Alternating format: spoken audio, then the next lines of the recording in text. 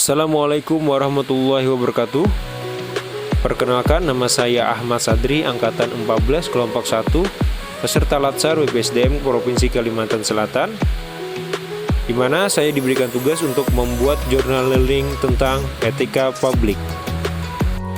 Berdasarkan materi yang telah saya pelajari di Sinkronus tentang etika publik, itu meliputi pengertian tentang etika publik dan aspek-aspek etika publik. Baiklah, kita memasuki tentang pengertian etika publik. Konsep dari sebuah etika itu sering digunakan dan disinonimkan dengan moral. Etika lebih dipahami sebagai refleksi atau baik dan buruk atau benar dan salah yang harus dilakukan. Sedangkan moral mengacu pada kewajiban untuk melakukan yang baik dan benar. Moral lebih ditekankan kepada kewajiban dalam melakukan perbuatan baik ataupun yang harusnya dilakukan. Dalam kaitannya dengan pelayanan publik, etika publik adalah refleksi tentang standar atau norma yang menentukan baik atau buruk, benar atau salah perilaku, tindakan dan keputusan untuk mengarahkan kebijakan publik dalam rangka menjalankan tanggung jawab pelayanan publik. Selanjutnya tentang aspek-aspek dari etika publik. Ada 6 aspek yang akan dibahas. Yang pertama tentang kode etik. Kode etik adalah aturan-aturan yang mengatur tingkah laku dalam suatu kelompok khusus. Sudut pandangnya hanya ditunjukkan pada hal-hal prinsip dalam bentuk ketentuan-ketentuan tertulis. Adapun kode etik aparatur sipil negara yang dimuat dalam Undang-Undang Nomor 5 Tahun 2014. Selanjutnya yang kedua, nilai-nilai dasar etika publik yang harus diketahui oleh ASN yang tercantum dalam undang-undang, yakni sebagai berikut: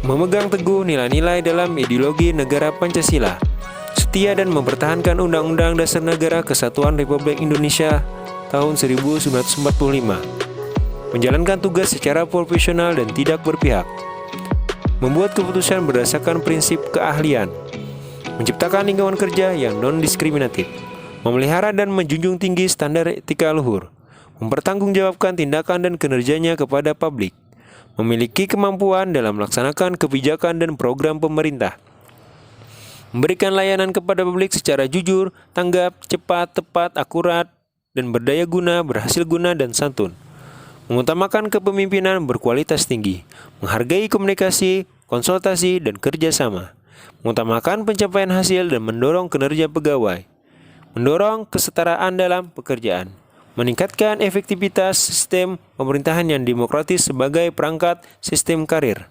Selanjutnya, definisi dan lingkup etika publik. Ada 3 fokus utama dalam pelayanan publik, yaitu pelayanan publik yang berkualitas dan relevan, sisi dimensi reflektif, lalu modalitas etika. Selanjutnya, dimensi etika publik. Pada prinsipnya ada 3 dimensi etika publik. Yang pertama, dimensi kualitas pelayanan publik, menekankan pada aspek nilai dan norma setiap prinsip moral sehingga etika publik membentuk integritas yang baik. Lanjut ke dimensi modalitas. Pemerintah yang bersih adalah syarat kemajuan suatu bangsa. Pemerintah yang korup menyebabkan kemiskinan dan sumber diskriminatif, rentan konflik dan penyalahgunaan kekuasaan. Membangun integritas publik, penjabat dan politisi harus disertai perbaikan sistem akuntabilitas dan transparansi yang didukung oleh modalitas etika publik. Yang ketiga, dimensi tindakan integritas publik. Integritas publik melakukan tindakan-tindakan yang menentang sebuah kecurangan, korupsi, dan perbuatan yang merugikan sebuah negara.